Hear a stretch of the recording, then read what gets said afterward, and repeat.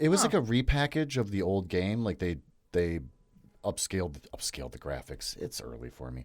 And so, but then I think you said, yeah, my wife told you you're really not going to like this or something like that. And I was like, why? And it turns out because there's a pedophile as your first main boss. And I was like, this is fucking weird. Like there's little girls being like, I've been bad because I don't obey my master. I'm like, this is fucking uncomfortable. It's two books, one cup, the podcast you won't believe. Where two books enter and one book leaves. One winner, one cup, one loser, one cup, or something like that. Something like that. Something like that. Something like that.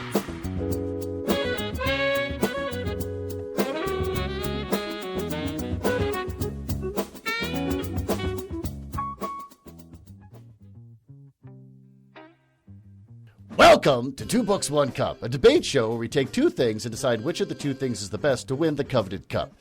I am the best host of the show, Glenn Nuzzles, and I am surrounded by my busty wife, Gertie. Musty? Musty? Busky? No, Hang on, busty. let me take my headphones Dusky. off. What? Busty. Dusky? Like your breasts. Oh. We should make them bigger. And then Elton, sweet, velvety voiced Elton, and a special guest, Ben, from Words About Books. Introduce yourself, Ben. Say hi. I'm here. I'm from Words About Books. I came to play and I came to win. Wow. You are going to be competing today, my friend, against my busty wife, Gertie, who says she's got something good. God damn it. I hope we didn't pick the same thing. You're both picking iPods. I feel like mine's just so obvious. It's just such an obvious winner that. Oh, ooh, yeah, nice. Come on, what swing could it. that possibly be? Wing it. I don't know. Your theories about how to purchase land? I don't know. We'll find out what it is. Don't make that face, busty wife. I currently hold the cup because I won legitimately in the last episode. And so Wait, the cup's history is what? Did you import Gretchen back in from Canada? We did get Gretchen back in. Ah, The history of the cup, you found it. Nope. But if you found it behind a Wendy, you got email from Bill Gates and from Elon Musk. You were part of a group chat for a while where they were trying to send you dick pics and stuff because they wanted to get the cup back. But it's and you won't give back. And so it's got a beautiful cup with a wooden base that was originally owned by Julius Caesar, and he peed on it and carved something into it. Gertie then had it, and she bedazzled it. Elton got it back because I never win, and coated it in nickel for $20. I cheated so that I could actually own the cup, and I got a woman named Gretchen. She smokes long cigarettes and has grandkids and won't talk to her, and I chained her to the cup. And she was great. She lived in the basement for a while. And then Elton got it back illegitimately, and then Gretchen, he sent Gretchen off to Canada for better health care. And you put Rolex parts on the lip of the cup.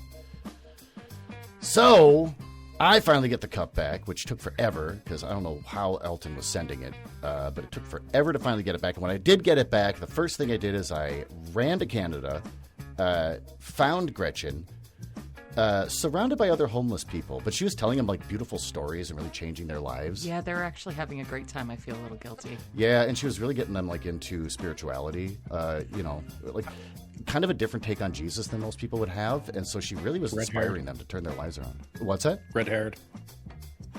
Red-haired Jesus? Yeah, ginger Jesus. Was he also black?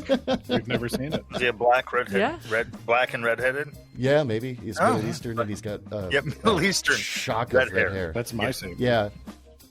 I have never considered that Jesus could have the exact same teachings and everything from the New Testament is not changed, except that it's just like, well, turns out he had red hair.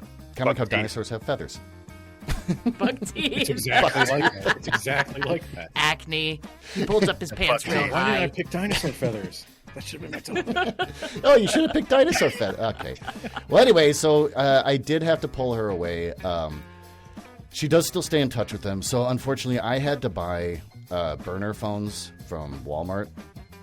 And I'm currently paying all of their little plans, which is backfiring because they spend a lot of time on the internet, and it's per hour that I'm paying for it. But you can stay in touch with all of these homeless people in Canada through, text messaging and sending fun little videos and stuff. And her drawings of a red-haired Jesus that she takes pictures of and sends it to him. And so, we got Gretchen back. She's downstairs in the basement smoking long cigarettes. She wears flip-flops now, which is really difficult because she doesn't walk well, but she thinks they look so cool. And so we got her back. The first thing I did is I ground down all the Rolex parts. So they're still there. They're just not as sharp. And so now she can use it as an ashtray without cutting her fingers all the time. And that's where we are right now. So I didn't add to the cup so much as just add Gretchen back. And so that is the coveted cup. Today, I am the host. Elton is the judge. Okay. Gertie is up against Ben. So, should we flip a coin to see who goes first? Sure. Okay. I'm going to take this container of Zin. The side that says Zin on it is heads. The bottom side with all the barcodes is tails. Okay. Here we go. I didn't pick who was heads or tails. Yeah, No, you didn't. Ben, heads or tails? Tails.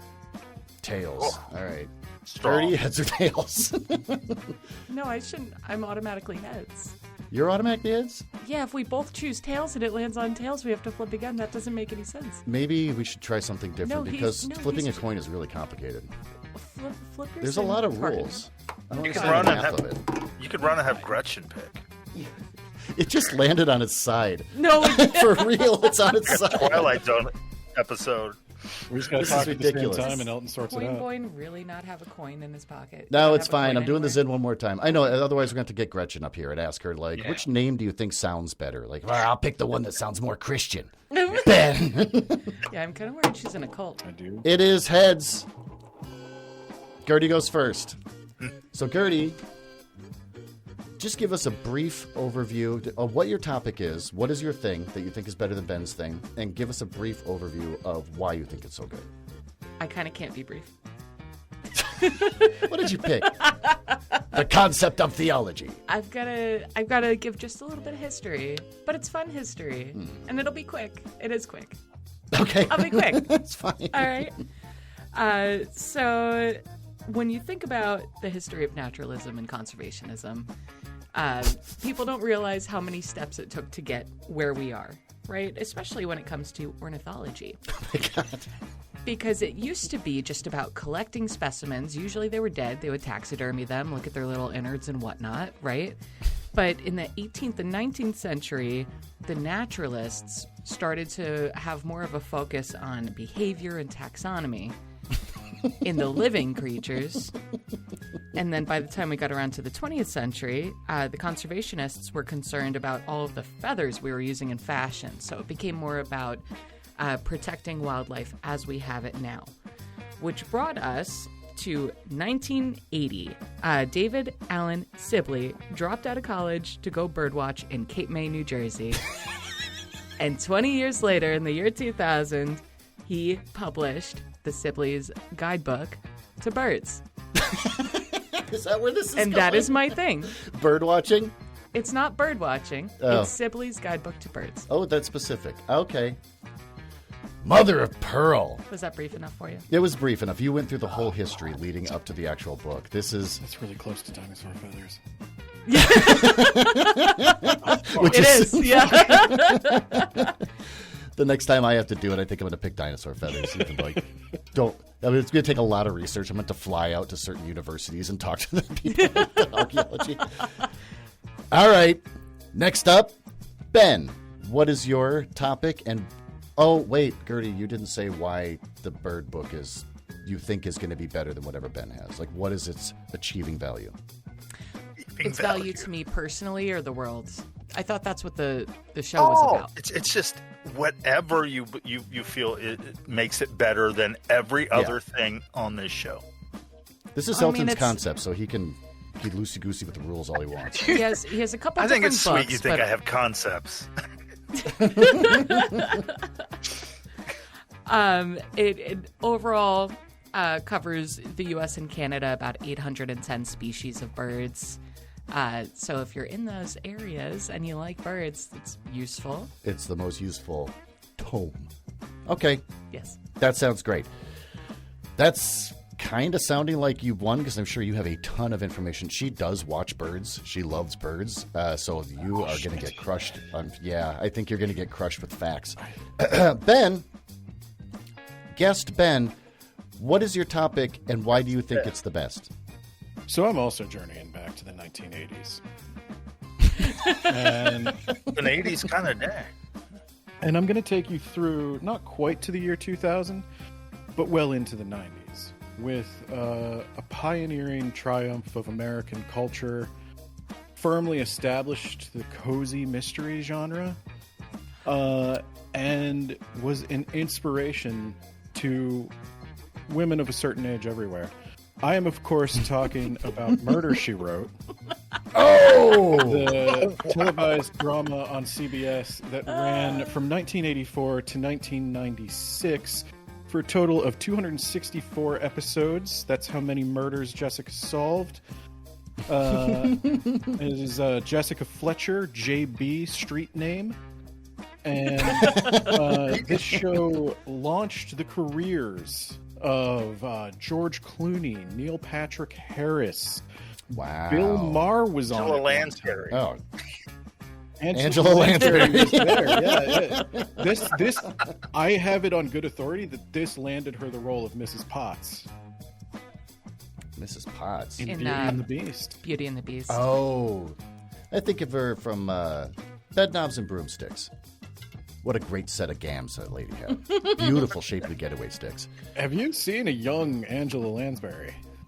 She just looks old all the time. The only time I've seen a picture, there was like after she died, that people were suddenly posting pictures all over whatever social media I was struggling with at the time. When she's like 15, she looks like she's 30. After that, she just always looked like she was 60 years old. Well, so everybody looked like they were 30 when they were 15 back then, just so you know. Yeah, that's true. I had It's a a lot of feeling smoking. that might come up, and I was sort of hoping maybe Glenn would be the judge because I was going to try to play into the children smoking cigarettes. You really did your homework. I did. You're like, this is how I can manipulate them emotionally to win the game. It's a psychological edge. So why do you think that show's the best? I think that show arguably would still be defining the crime genre today if CBS hadn't foolishly changed its time slot in the last season. And the influence persists. I don't know if anyone knows this. I certainly didn't. But they are still writing Murder, She Wrote tie-in books as of 2025. Wow, really? Yes. Wow. I didn't know they had a book. Shit. So she's within the pantheon of some of the greats, or at least the only other great, which would be Columbo. But she outpaces him in episodes because out of the 20 years that he was doing his show, he's got like 15 episodes or something. She has solved really more murders than Columbo. She's got more time And under it's that shorter belt. time. Okay. Every Columbo shorter episode's like time. 4 hours long. Everyone confesses. Oh, It's all They tied all up. confess. They always confess. So well, it's she's so sweet. murder they wrote. Yeah, you can't look. You physically cannot look Jessica Fletcher in the eyes and lie about committing a crime. Murder She's they typing. admit to. Murder they're too guilty to deny. I remember watching 1 or 2 episodes of that show, and I always just assumed that she was typing and then just asking them questions, and they were like, "Oh, this is going in the book. Well, I'll tell you everything." And that's just yeah. every show ended. Yeah, It's kind of the way it was back then. Everyone wanted to have their time on TV. Like if you got interviewed by the news back in the 80s or even the 90s, and a news reporter's like, "What do you think about the crime that just happened?" You're like, "Oh boy, am I on TV?" So it's the same thing with the book. She's like, "I'll write a book about the murder if you admit to it." And they're like, "Ooh, okay." Well, okay, those are the two things and why they are the best thing. We are going to go to Gertie now. I'm going to start...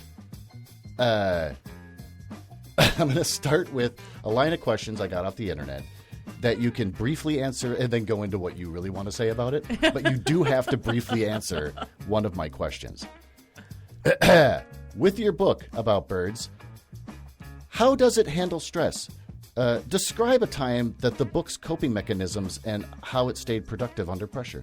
These are job interview questions. Oh my God. Tell me about a time where there was a schedule in birds and how you helped birds overcome that schedule. Well, be happy I'm skipping one question I thought was hilarious.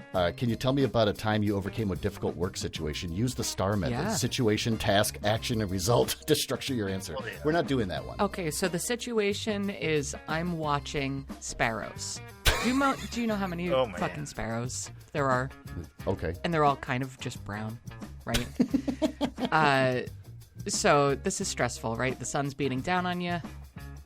It's hot. You're trying to differentiate, different striations and wings or whatever. Wow. What color is the undertail coverts of that sparrow? I don't know. I'm stressed out, right? But I have the book. I can go back to the book, and piece by piece, I can narrow down my answer until I'm fairly confident that it's one or two of these sparrows.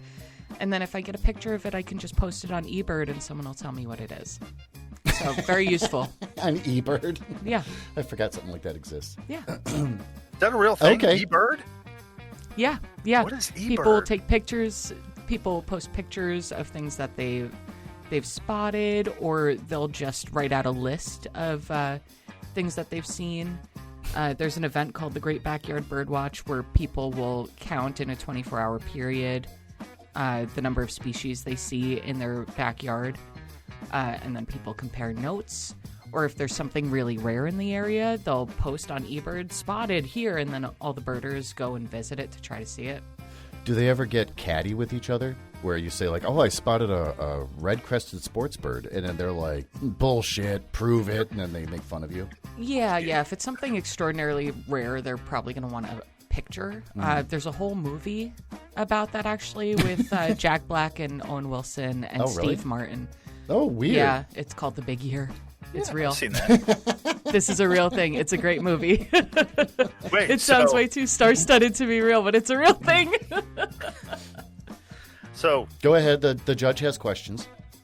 So to curb lying, do you think there's some kind of provision where you have to, in order to prove, like, say, oh man, I saw 200 birds last night, and everyone, of course, is like full of shit. Is there any provision where you have to incapacitate the birds, like, say, with a BB gun, and then take pictures and count them? A small dart. Yeah, we got past Sleeping that, gas in if the you air in your remember my- backyard? Yeah. Yeah, just release it. The whole neighborhood, just drop every bird in the neighborhood, and you can just leisurely walk around and look at the ground. Yeah. No, I'm sure that's pretty frowned upon. You just look at them. You put out some food and you look at them. Seems like someone dropped the ball there. What about a balloon? what? A balloon with A a balloon net. with some kind of... Oh, yeah. with a net? Yeah. Like when the balloon pops, it drops a net, or the balloon floats by Just sort of holding like a net, and the birds like bounce floating off in the of it air. Because yeah, like what they do with fish, but for the sky. yes, no, so that is a thing. They'll put up a big net, and birds will fly into it, and then they catch them and band them and count them. Oh. Yeah, where was So I? there's... Was I in Maine or South Carolina where they were doing that, and I got to hold a red-eyed vireo. Oh. It was really weird. cute. But yeah, that's a thing. That's a That's thing. the do- thing. You net Yeah. these birds. That's just for bragging rights, though, right? Like you catch them all, and you're like, see, it's definitely that thing. And then people are like, man, you are the man for netting that No, bird. that's for the study. That's for the study of it. That's not Oh, for the joy okay. of just birding, Quote, which is unquote. just looking at them. The quote-unquote Two things. study. Sure. It's a job. Yeah, ornithology. They don't enjoy Yeah. it. It's not the purity of the.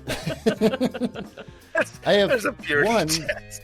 The balloon net thing, I like to imagine, and so I'm disappointed that that's not the case, that you would have a square net, and on each corner of the net, you tie a balloon to a string to the net. And then when you Soccer see a net. bird, you run underneath it with all 4 balloons, and then you just release it, and it just slowly goes up and slowly catches the bird from beneath it. But apparently that's not how they do it, so I'm a little disappointed. I think you could definitely change the entire structure of how that game is played. The other one is there anyone who is like a rock star of birding that does public speaking, and do they wind up getting laid a lot at these conventions where they speak? They do exist, yes. Do they get laid a lot? I don't know. You better believe there's laying at a bird convention. Make me your egg! Lay me! All right, so you've made your case. Yes. Ben, I'm going to ask you a question. All right.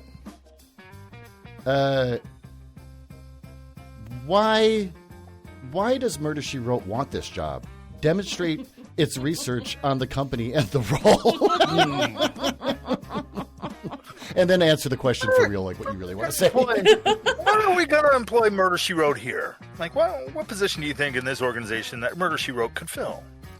She's probably not dead, just like Ray Bradbury. We keep seeing him around our neighborhood, and he's drunk and angry all the time. And they write together. Probably a little racist. Yeah, so maybe she's out there. We can get her to be on the show. But anyways, go ahead. Answer the question. So I think I'm envisioning J.B. Fletcher is... She didn't even know she was applying for this job, really, but she's in town for some sort of benefit or to visit one of her 120 nieces and nephews. Never a sibling. That's too much. And she just happened to swing by. Maybe there was an older gentleman who offered to take her out to lunch. And she just winds up falling in love with your company. And she notices every little thing. Maybe there's a picture frame on your desk that's gone missing, or some other minor speck or inconsistency in a story. And suddenly she's grilling you. You're on the back foot. Now you need to justify to Angela Landsburry why she shouldn't just run your company. Oh, wow. Power move. That is a power move. That is a power move. Oh, my God. And then Tom Bosley swoops in. You're under arrest. And the credits are rolling. I don't like where this show's going all of a sudden. Suddenly Angela Lansbury is at play. She's a lot more cutthroat with this than podcast. I remember her. Like, almost a corporate takeover in a way. It seems like he's saying that Murder, She Wrote would have you sell the job to her. Them. Kind of, yeah. The concept. The concept. I don't know what a show is. Yes. The concept of Murder, She Wrote demands that you sell the job to them. Like, nice. Yeah. It's Tulpa. Yeah. Yeah, I don't like where this is going. Okay. Back to Gertie.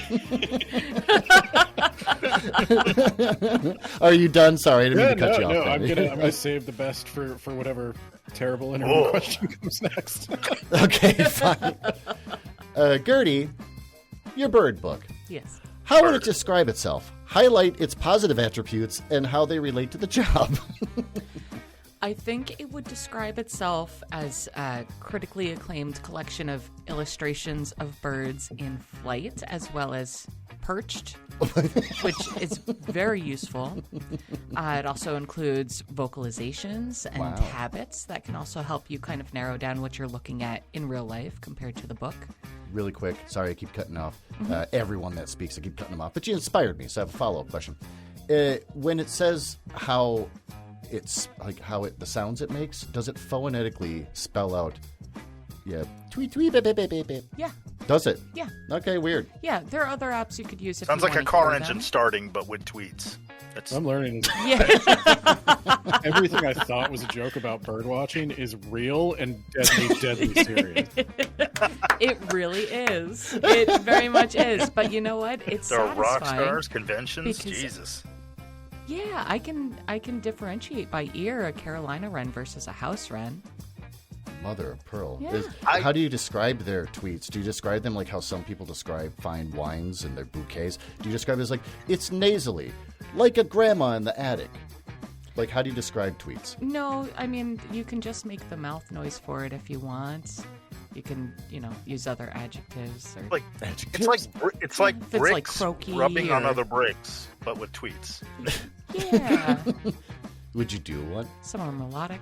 Yeah, okay, so a house wren goes tweet. And Carolina wren goes, Jeopardy Jew, Jeopardy, Jeopardy, Jeopardy Jew. It feels like I'm right there with the bird. Oh, my God. Yeah, I know it's beautiful. I have a beautiful tweeting voice. Studio? Yeah. Yeah. Oh, Lord. Okay. Anything else you want to add in defense of your book? Now that you've answered the job interview question, is there anything else you want to say? No, I feel like this option is actually perfect for job interview questions. It's quite dry, straightforward. Okay, good. This is the best job interview of my life. I've never done this well. Oh, the judge has questions. So, would this book help being informed about birds in the I'm daring to say in the future bird uprising against us? Do you think this will help us communicate that we're on their side so that we're not pecked to death and eaten? No. It could identify what's coming so you know how scared to be, and potentially aid you in your attack because you look in the book and you're like, oh, the adolescents, lay in this flopped pose. That's the perfect time to run up on them and bash their heads in before they can get us. I feel like I'm just going to be screaming the whole time. I don't feel like, With the birds attacking? Oh, yeah, no, I'm done. Am I allowed to ask a question? I don't know the rules. Absolutely. Yeah, absolutely. Does the book give you any indication of what you're saying in the bird language? No. That's a good point, because they do make very noises of important, like aggression or mating, right? Birds can have dozens of individual calls to notify other birds that they want to fuck or that it's their territory. So no philosophical Their things being kids. exchanged. We don't know that. I've Not heard, that we can say for sure. Crows share language. They pass down information. Yeah. So I've heard about that. it has to be able to happen. We just don't understand bird language. So there's no, because like crows are the best example. When one dies, they all gather around it, like the elephants do, to like mourn the passing of this crow. And like you said, I've seen like on YouTube. Yeah, they have generational knowledge. Yeah, that basically if somebody with a weird mask comes around being offensive, then the like generations will still recognize that guy walking in the mask like 2 years later, kind of thing, and freak out. So when they don't have philosophical things, so when they're all gathered around the crow's dead body, they don't just kind of use crow language to say why, so young, too young. They don't say things like that. I feel like we don't know. I feel like We when they can't gather know. around a dead crow, they're pretty much talking to divvy up that crow's stuff. That's what I feel. Probably, yeah. Yeah, there's a crow Why are we born arbitrator just of to the die? will, and yeah, that's the one emo And the other one's teenage crow. like, in I the just wish corner. spring nest. Oh, Like I saw that fishing line it took the other day, and I want that. Dibs. He's not going to need it. Yeah. He can't take it with him. That's what they keep saying. Yep. Okay. that's philosophical. Is There it not? you all said. We've asked questions. We've thoroughly Yeah. pummeled Gertie with our questions. Moving on to Ben. What is Murder, She Wrote salary expectations? Well, Jessica Fletcher, J.B. Fletcher on the street, as I said, is In the hood. Now Jessica, she could talk to anybody. She could navigate the hood, no problem, and has several times. But I think we gotta be realistic here about where she is in her career. She is an experienced English teacher who has retired with pension. And she has become a full-time writer who travels the world attending benefits. She's a bestseller. In the canon of the universe, I think she is the best-selling female mystery author there is. So I guess I'm going to turn it around on you again. What are you willing to pay to get J.B. Fletcher in your company? She has independent Power wealth. move. She owns her own home in rural Maine, beach adjacent property. I don't think it's front. There's a lot of cliffs. I don't know if that counts. But, The house is facing the cliffs and there's no windows facing the ocean. Porch leads Yeah, right out to the cliff. and her husband's dead. Presumably, there's a little bit of insurance money there or something. Yeah. So, I would say we're well into the six figures for sure. So she's demanding that. Okay, She 'cause it is. sounds like she's so independently wealthy. Now that it's being Well, thrown back at me, how much are we willing to pay? I It's guess like, that doesn't sound like you depends. need a lot. The right position. Sounds like she's being greedy. maybe the salary doesn't matter. So what kind of like fulfillment is JB Fletcher going to get from this? Oh Lord! Now suddenly I have to impress JB turned Fletcher. Okay, well, our company is just someone hosts the show and somebody else, or two other people argue. If I bring the cup back to Pennsylvania, may I fill it with Scrapple? Absolutely. God damn We'd it! actually be disappointed if you didn't. And don't try to release Gretchen because we liked having her. Gretchen loves Scrapple. That was her favorite part. She didn't want to be transported to Canada. Yeah, she wanted to. You like the healthcare? The Scrapple. That'd be funny if you do show up, you do win, and you do walk up there with the Scrapple, and she's like, "Oh, Scrapple, hold on, let me get my ashes and cigarette butts out of the cup." And she's like using her bare fingers, and there's clearly still a cigarette butt in there. She's like, "Go ahead, pour it in." Could introduce her to a nice points Amish if furniture it's. maker. That was just gonna say bonus points if it's at an Amish buffet. You get that whole basement refinished. Yeah. That's true. In a very old-timey looking way. And it's like, did you do anything to seal off all the mice and stuff that come in? Like, wow, no, you don't want to seal off the mice. Those are God's creatures. I have mice in my basement all the time. Why would you not want yours? And he's like, oh, God, I hate the Amish. Okay, well, anything else you want to defend about your show besides turning the tables on me masterfully? I love that as I'm sitting at a table with Angela Landsburry or JB Fletcher, and I ask that question, she's like, I don't know, are you aware of your surroundings? I'm like, yes, and I'm wearing a pair of glasses, and it cuts back to her, and she's like, I don't think you are. Then it cuts back to me, I'm not wearing glasses. I'm like, what are you talking about? Cuts back to her, she's wearing my glasses. I would just say, if any of this maybe sounds too good to be true, you could check my references, Morton Metzger and Seth Hazlett. You can cite references. Oh, now Gertie's pulling up her phone. I think she wants to cite references too. I have Wikipedia open on the other monitor. Oh my God, that's hilarious. I love that you might win not based on the strength of your thing, so much as your preparedness and professionalism. Nothing could represent Murder, She Wrote more than preparation and professionalism and just a commitment to good manners even in the face of murder most foul. Just bringing it right back like a boomerang. This is literally how I interview for jobs, and I am not like this in real life. I like that you interview for jobs by just picking a topic and every job interview I've ever been on has gone something like this, where I am talking, I don't know what I'm saying, and I'm using words large enough and in a soothing enough like white man tone that people just seem to think it works. That's a They good. respond positively. I love that we can all agree on. I've had job interviews. One time, I think the best example. Every job interview, my brain shuts off to some degree. They ask a question, and I kind of don't know how I answered it, but apparently it does okay. But there was one interview where I was sat there for over an hour with a team of like 10 people. Oh.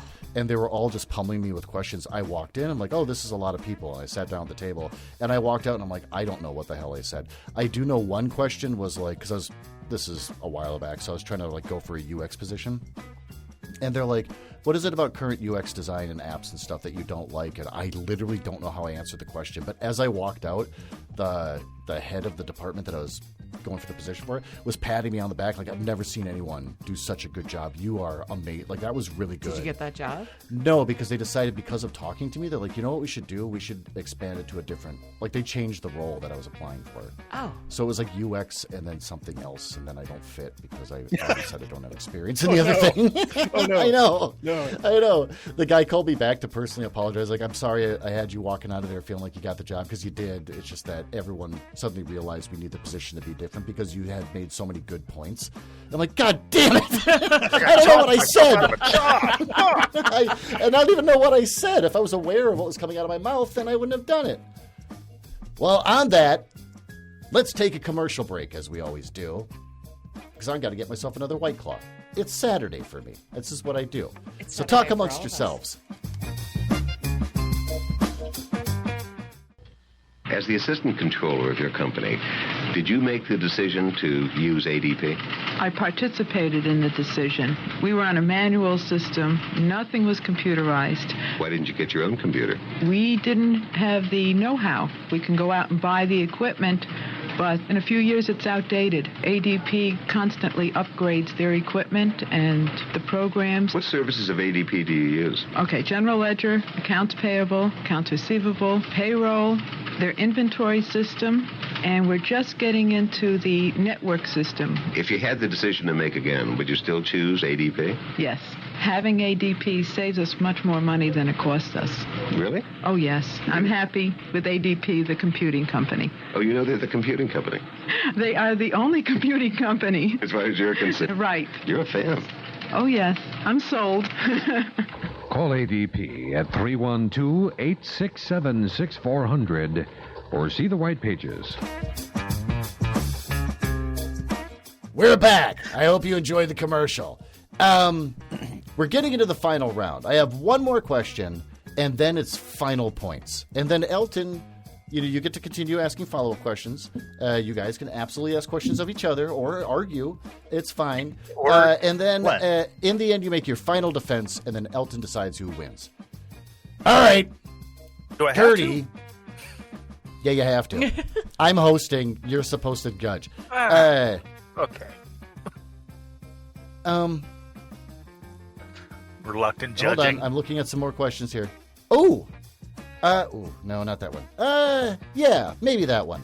Answer the question and then say whatever you want about it for real. Gertie, tell me about a time that your bird book had a difficult coworker, and how did it resolve the issue? I gotta imagine bird people are nothing but difficult coworkers. No, they're all very nice people. Little pretentious, little persnickety. Potentially, maybe, but mostly just happy to be there. I would say birders are personality Mostly hires. just good to watch people move around and things move around, especially in Talk the about air. what we do in the That's what they shadows and getting like Colin Robinson vibes. Yeah, there you go. Yeah. I mean, that's not so bad to be a little bit boring, right? I'd rather think someone think I was boring than difficult. Mm-hmm. I guess you can do both. All right, fine. Okay, anyway. Defend your book. Difficult coworker. Go on. I already used my sparrow analogy. Aren't there other birds that wet their nests? Oh, fucking warblers. There are a million of them. Okay. They're really fast. They hide up deep in the trees. They're hard to spot. Oh, they're difficult difficult coworkers. because they're hard to see. Yes. Show yourself. Show me your Their cloaca. behavior. Yeah.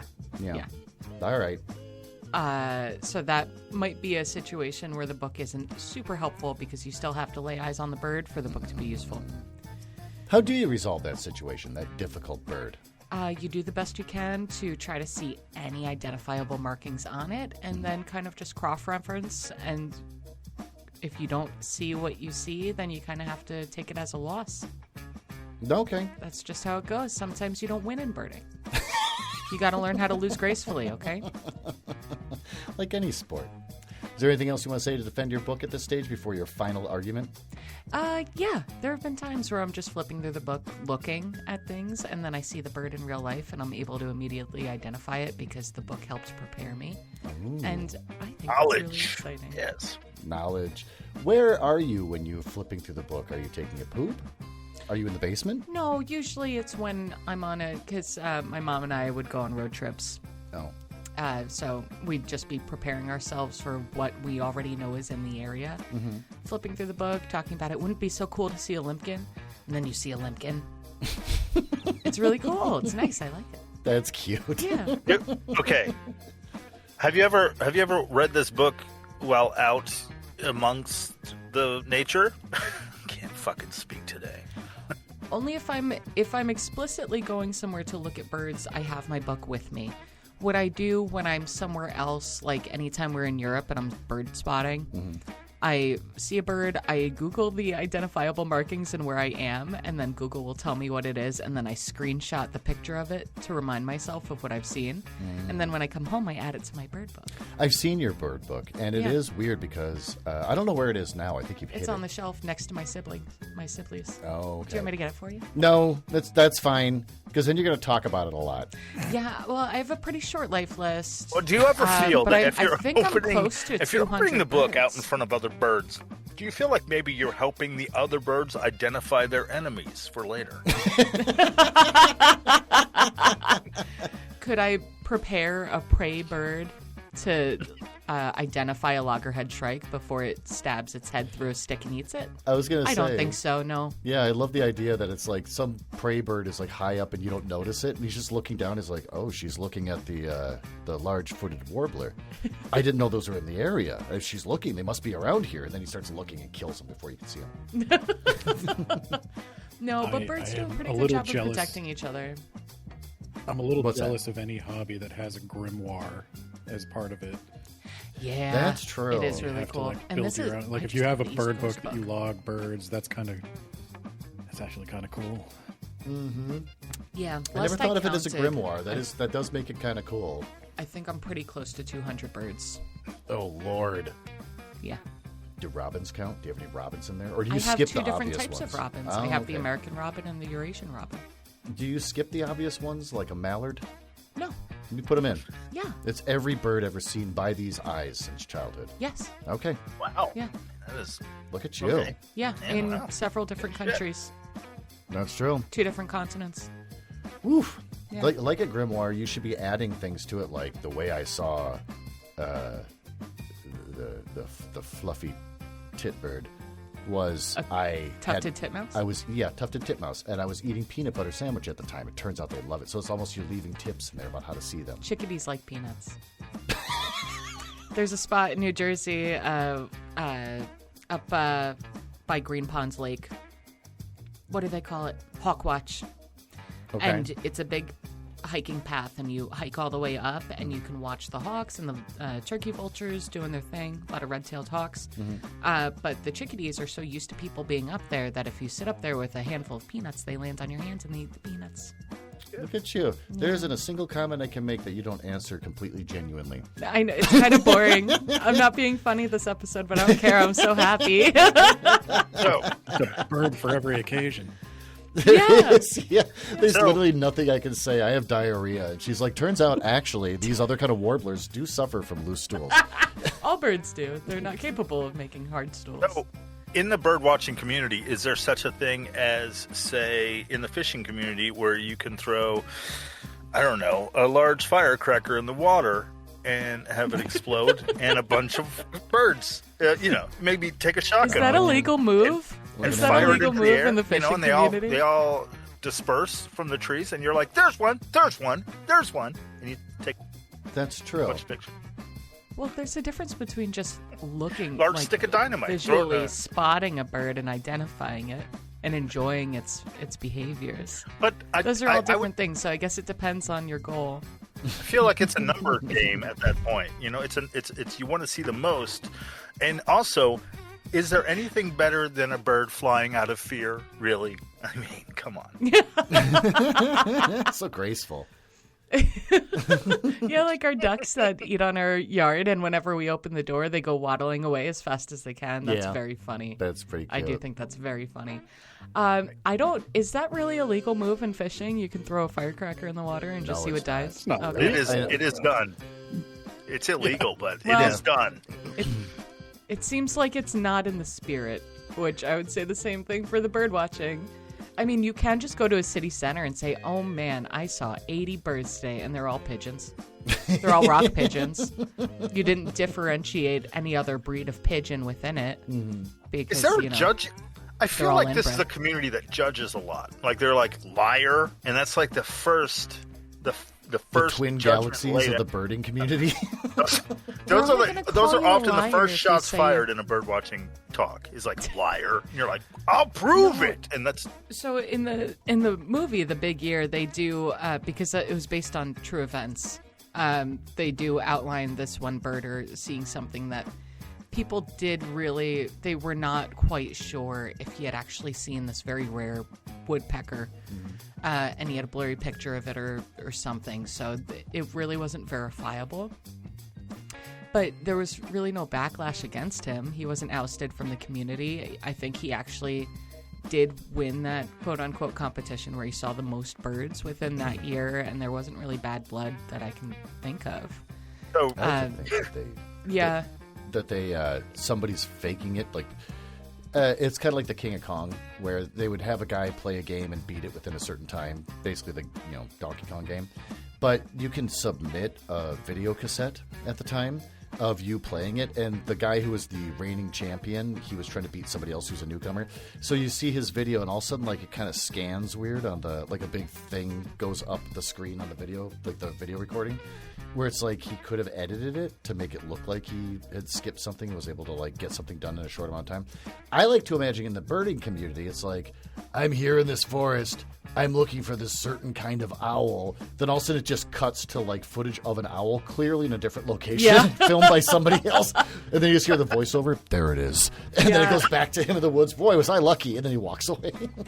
So there are communities where you're going to find serious birders locations, so if you claim to have a big year and you've seen 670 birds, but no one's seen you going around to these places, they might be a little suspect. Are there? They might. I haven't seen you around, but if you're down in Cape May all the time and you're down at Circle B in Florida and you're catching these weird little creepy planes out to Alaska just to see these birds specifically, people are going to start to recognize you within the community, and they're not going to be so, I guess, suspicious when you say that you've seen this crazy number of birds. Are there prizes? Ooh, that's a good question. Let me Google that really quickly because I don't actually know. Well, while Gertie looks up if there's prizes, because I imagine there's got to be awards. There's a whole system there. I don't know. Maybe sometimes it's just to maybe know maybe that not so much you've done prizes. it, Just you don't want to be you don't want to run afoul of the community and be ostracized. Is what she's trying to get at. Yeah, no. Maybe they have it's a just prize. A it's like challenge. just a big award. It's like the Great British Bake Off. You get a plate. Do you get a golden cloaca? No. Oh. What would that look like? You get a golden shotgun. The outside of it, or like the entire innards and how it functions in the body. Yeah. Maybe. I don't know. I could try to design something up. Get like a 3D printed larynx, like they did in Jurassic Park for the raptor. Oh yeah, there you go. Yeah. Exploded diagram of a bird. 3D printed. Yeah, exactly. Oh, that would be cool. Okay, we're moving on. Yes. Ben, where do you see J.B. Fletcher in 5 years? Align her goals with the company's growth potential. Well, the show's goals. And then answer her goals with the company's growth potential. Align her goals with the company's growth potential. So, in 5 years, I see J.B. Fletcher returning in a successful reboot of Murder, She Wrote for a streaming-only service that nobody subscribes to. Like, what's the one Star Trek's on? I think that's what it would be. CBS something or other. Does CBS have its own streaming service? I thought it was just part of like Peacock or something weird like that. Paramount has all the Star Trek stuff, I think.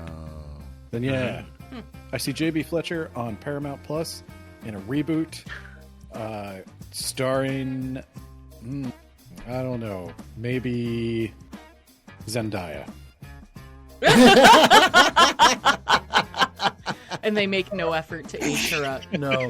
I was just thinking it could be like AI footage of her, just kind of like, you'll have like two people talking normally, like, well, I was in this location at that time, so I'm clearly not the murderer. Then it just cuts to her like awkwardly turning towards the camera and being like, what about you?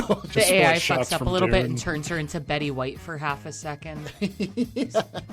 Shots from Dune? Dude.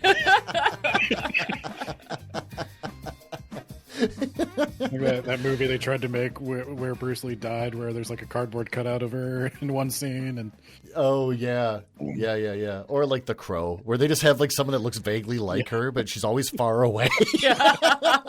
She's like at the end of the dock. I'm pretty sure the murder happened here. She's like a speck on the camera. Okay, well then also defend your show, because we're wrapping up. We're getting close to the big argument. So you got any other things you want to say to lead up to the big argument? I think the biggest thing I would say is that while birdwatching may bring people together in a certain way, I think Murder, She Wrote is an intergenerational bridge. I think most people who grew up in the 90s could have the experience of being homesick from school, being watched by a parent, maybe a grandparent, and you have to decide what to watch on daytime TV. And Murder, She Wrote is the only acceptable compromise for both generations. So I think it's really... This is right.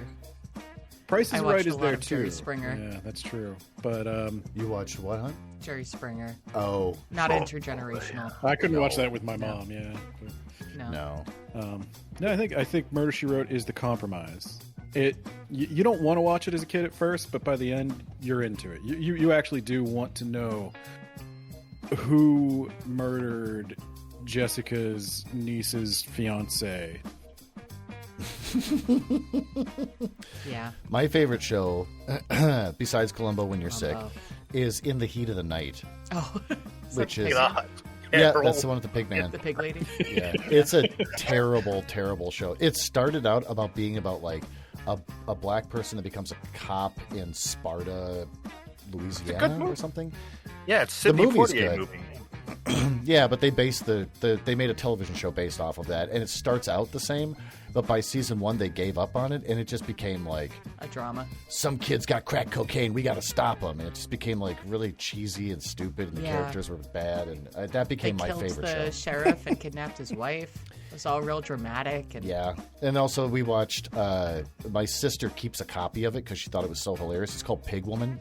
Basically, these two kids make out in front of an abandoned house plantation, house or something, and then but it turns out there's murders going on, and so I think one of the kids got murdered, and then the only person that has any real idea of what's going on is this woman that the town calls the Pig Woman because she's dirty and she raises pigs, and so then they whatever. In the end, it turns out the kid this guy is pretending to be an old man by wearing a wig, so they finally catch him. Weird gloves, doesn't he? Yeah, weird gloves because he's supposed to be a germaphobe. In the end, the classic line was, "Bad girls get punished," and then the cops go, "Come on, let's get out of here." They grabbed him and pulled him away. Like, why? God, that was a weird episode. None of it made any sense. That was actually you started taking taking the family. drugs in They 8th made me grade? watch it. Yeah, but I was sober by the time I watched this. It even confused me. All right, sorry, I totally interrupted with the stupid side story. Do you have anything else you want to say before we go to the big conclusion? I think I'm ready to go to the big conclusion. Wait, Okay. Ben, what is your favorite moment from all of Murder, She Wrote? Oh, My favorite that is a great question. moment from Favorite all moment. of Murder, She Wrote. Okay. Yes. I'm going to tell you this. It was, I don't I'm going remember. to tell you this. I'm going to tell you this. I'm I gonna don't remember the relate. episode, but there was an episode where they're afraid that Satanists may have infiltrated Cabot Cove. And there's a witch who is doing satanic rituals in the woods, and Dr. Seth Hazlett captures her. And Brad Dourif is there. Brad Dourif of he's the voice of Wow. Chucky. He's You are incredibly comfortable with these character names. That's remarkable. yeah. And so Brad Dourif's there. He's a preacher. He's like a fire and brimstone preacher. And it turns out that the witch was a plant. Somebody was there. Somebody was writing a book about witches, and they wanted to drum up publicity for the book. So they like Scooby-Doo dressed up as a witch and tried to do funny. rituals. But the thing that seals it is that the publicist who arranged all this is Bill Maher. And he's got big 80s mullet hair. Yeah. And Oh my God. the woman who was playing the witch chickens out. She doesn't want to do it anymore. And Bill Maher takes it upon himself to dress up as the witch and burn down a barn. And Bill Maher dressed as a woman burning down a barn. And, and then he takes off the costume. He just like pulls it off like a cloak, and he's wearing a full 80s suit underneath the cloak. And that reveal is my favorite moment. Pleated pants. Yeah. Does he turn to the camera and say, "It was me"? Like I see that happening in my head. And I want it to be real so bad. Jacket sleeves pulled up. It gets complicated because he burned down the barn, but he did not kill the woman. So the dead woman is found in the barn that he burned down. So now it gets so tricky. it's like stacked crimes. It's like I see. Wait, at any point does Angela Landsburry say, "You're full of shit"? Or something. No, she would never say that. She would say, "I'm sorry, but that's not true." You're full of shit. Was there ever a time as the show started to decline in the ratings that they started trying some gimmicks with her, like catchphrases? Maybe he became like a heroin addict, maybe? Or... Yeah, some sort of funky sidekick who like raps or something. No, they don't get a funky sidekick. They do eventually start to comment on the fact that she lives in a rural New England town of 3,500 people, and there have been at least 100 murders in the last 5 years. And that's a little suspicious. So there's always one common denominator, which is her. Yeah, the with dark all these murder she murders. wrote theory is that she committed all these crimes, and because the police are so inept and she always has to help them, she then just steers the investigation. What I imagine is there was one cop in that police station years and years prior to the show coming to an end, and he was just like, maybe it's the lady writing all about the murders. And they're like, "Shut up, moron." Yeah. Shut up. She's the only one helping us figure these things out. The financial stake in the There would be. I don't remember. She seems to know a lot. I don't remember which deputy it would be, because there's been there's a lot of deputies too. There was one deputy who was shtupping all the old ladies. Oh, He was. He's fired for not stopping the murders. Yeah. There's another. He's stooping the old ladies? Yeah, there was one deputy who got fired because he was just having sex with every old lady in the town. So in Murder, She Wrote, there's a beauty parlor, a nail salon, where all the old women go and gossip. And this is featured in several shows. And there was one guy who had a calendar. He was the deputy, and he had a calendar, and every day was a different old lady. Oh my God! And I think the title of the show was like Thursday. Thursday Must Be Beverly. I think that's the title of the episode. Poor Beverly. So he gets Tap in Wrinkletown. He gets fired, but then there's Wrinkletown. a ginger deputy that replaces him, and the only thing I can remember about him is he talks like this. He got the worst. Were any of them named Cletus? No, it's New England. So it would have been like it's a different kind of hick up in New England. Yeah. What would you name an episode like that? Like Dry Weekends? The Wrinkletown? Tap in Wrinkletown. Yep. Tap in Wrinkletown. Tap in That's Wrinkletown. a good one. There's another one where somebody writes a book about all the salacious gossip in Cabot Cove, and they call it the Curse of Castle Cove. And that features the beauty parlor again. And this time, that sheriff having been fired, they're all having sex with the butcher. Oh, Lord. Who is jacked. Well, why are we firing these men? These old ladies clearly want to bang. Yeah, they seem kind of happy. They're not hating it. Well, they each thought they were the only one. Oh. Again? Town jealousy. Yeah. Come on. Again, yeah. I don't know. I'm sure he comes in like presentational, making their dreams come true. Like, these women haven't had action from a young, beautiful man in quite a while, so I'm going to shave my body, oil it up a little bit. Like, I think if they find out there's others, they'd be smells like lard and blood. So this is there's another an great old lady line. fantasy show. Absolutely, but there's another great line. Their fantasy is to get cheated on. Like all the deputies seem like they're male strippers and they're inept, and then they're like, No, they do not seem like they're most strippers. They seem like it's a very plausible situation in terms of. Okay. None of them are good looking enough. So.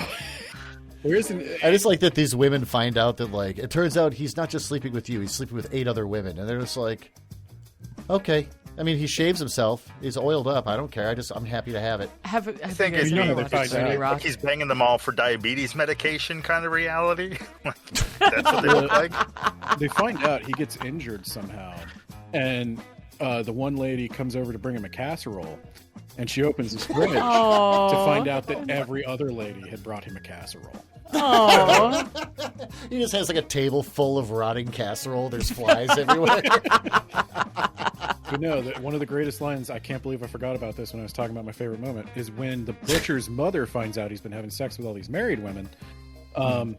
She says, who's going to want to buy sausages from a philanderer or something like that?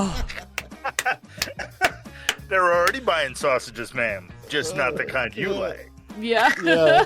Oh, the sausages are being distributed. That's for sure. When I think the implication was they had sex in the meat locker. Oh. Well, that's not hygienic. No, that's filthy. No, that's not hygienic at all. No. They're going to get a failing rating from the... A failing rating? Yeah. That's when Ramsey walks in. Health inspector, yeah. Apparently, so we're on YouTube out of boredom all the time. Everyone's doing reviews of the new Gordon Ramsay show. Oh, yeah. Where somebody at the restaurant calls him in, like an employee's like, this place is horrible. Please come here and do something about it. So he'll do it kind of undercover.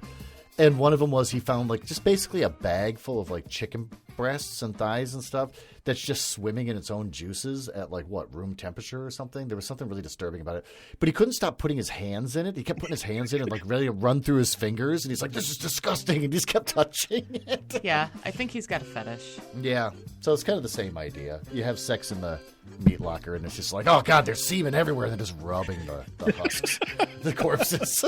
I gotta admit, when you're like, so it's kind of the same idea, I was like, is it? I don't. I tied it together. I can have my weird little tangent, but I always tie it together at the end. Like there's a fire hose of semen all over everything in this meat locker. Yeah, exactly. It's just like, oh, that's so gross. I can't stop touching it, running through his fingers. And this is the kind of conversation you can have with bird watching.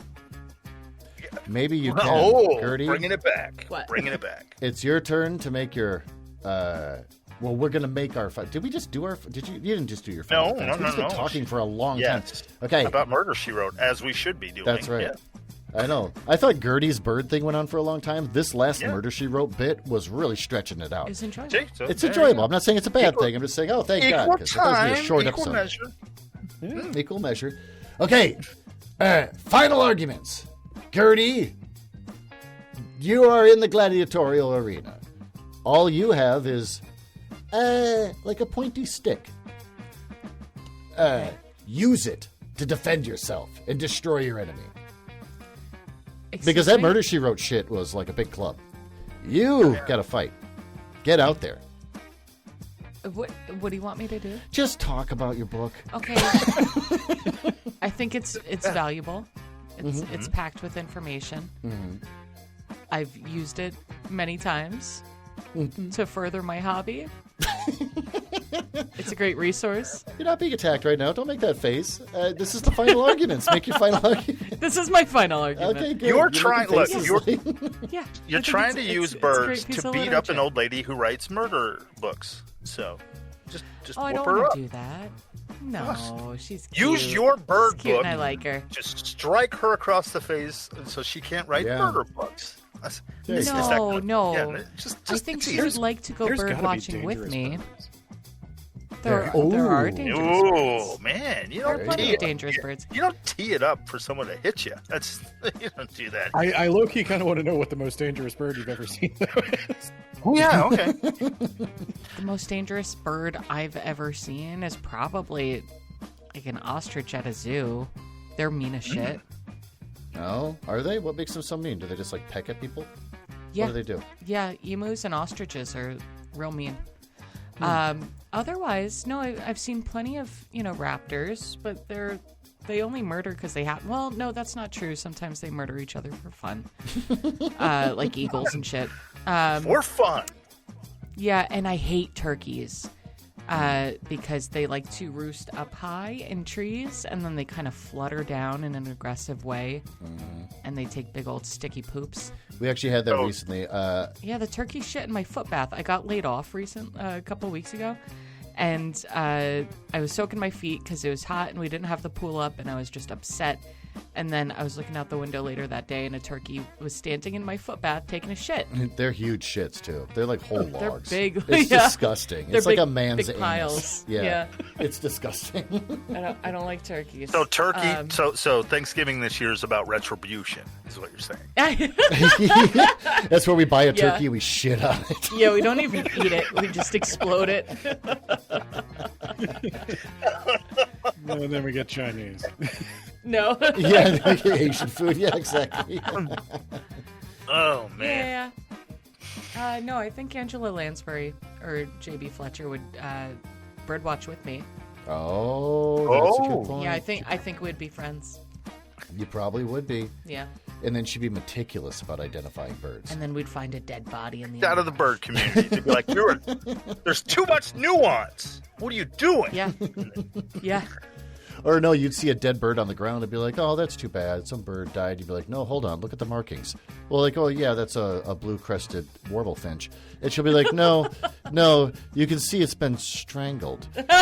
Somebody's doing something to the birds around here. And like, look at its cloaca. Clearly somebody abused it after death. Oh, my God. This got dark.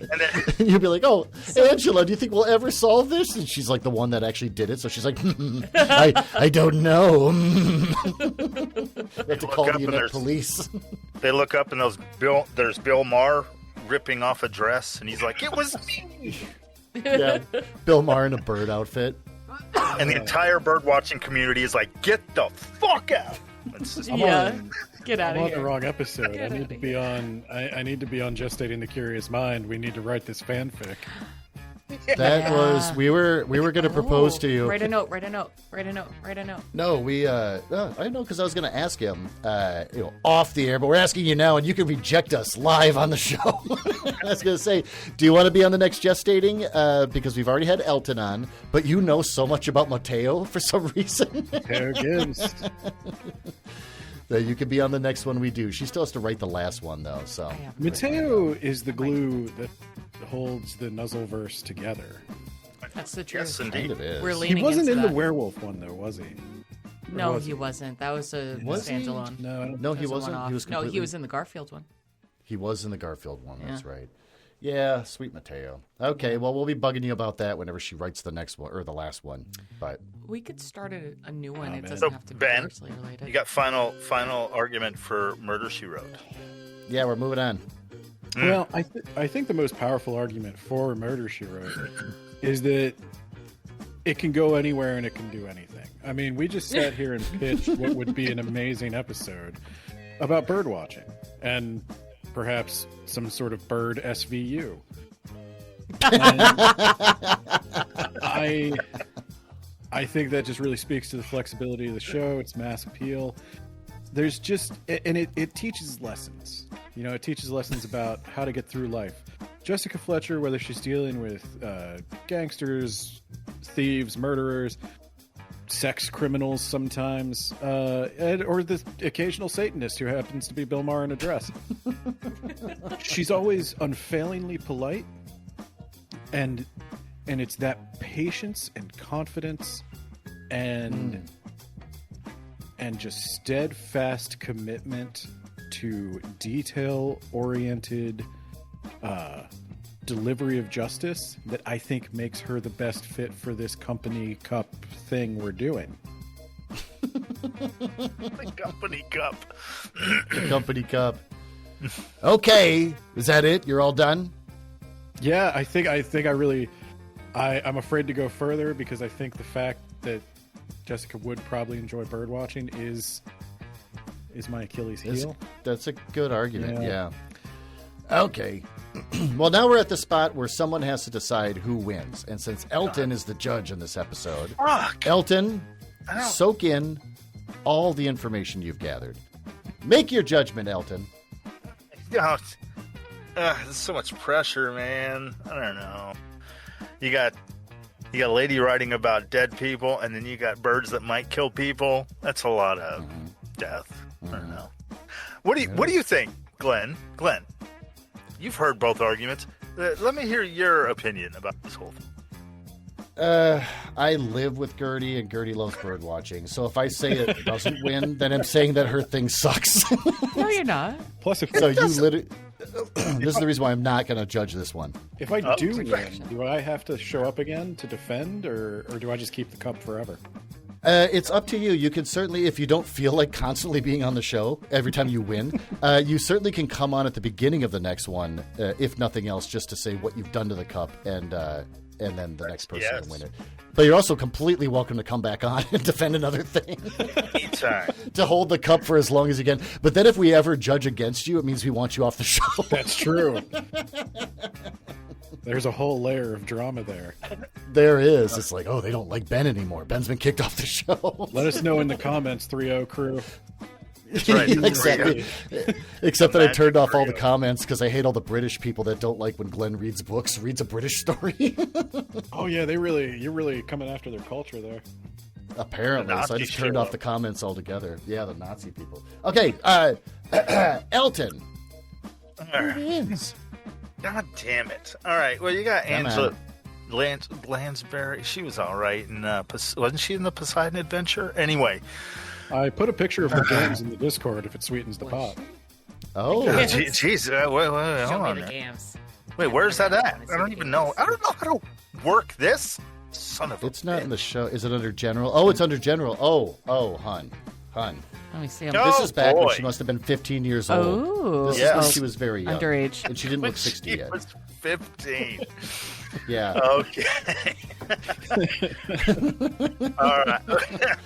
Look at those getaway sticks. And to think that those things do not age by the time she does bed knobs and broomsticks in the 60s. Yeah, that's true. Damn it. Great All shapes. All right. Okay, I think because of Domar being a Satanist, I think Ben's going to get it. Oh, Ben won! I agree. Right. Everyone clap. He earned it. He came way prepared. He did, very much so. Bet. Well, there you go. Ben, congratulations on getting the cup. Gretchen won't fly, so we have to put her on a bus or a train, and she'll show up at your doorstep with the cup. Hey, the Amtrak comes right through here. She only rides on diesel buses, no electric buses. All right, well, with that, thanks for listening. Thank you, Ben, for being on, and we'll see you maybe next week or something.